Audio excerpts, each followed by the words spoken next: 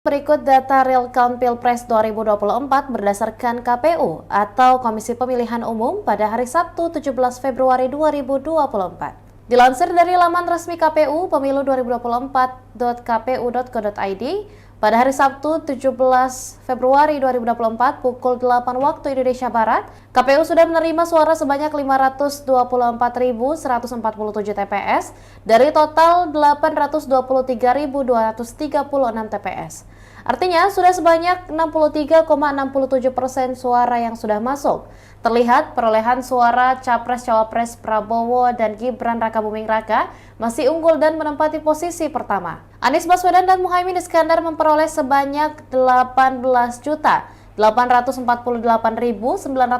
suara atau sekitar 24,7% suara.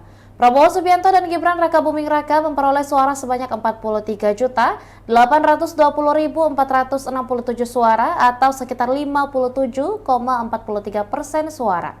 Ganjar Pranowo dan Mahfud MD memperoleh suara sebanyak 13.627.741 suara atau sebanyak 17,86% suara. Demikian Tribun Hot News kali ini, dan jangan lupa saksikan berita lainnya hanya di kanal YouTube dan juga Facebook Tribun Timur.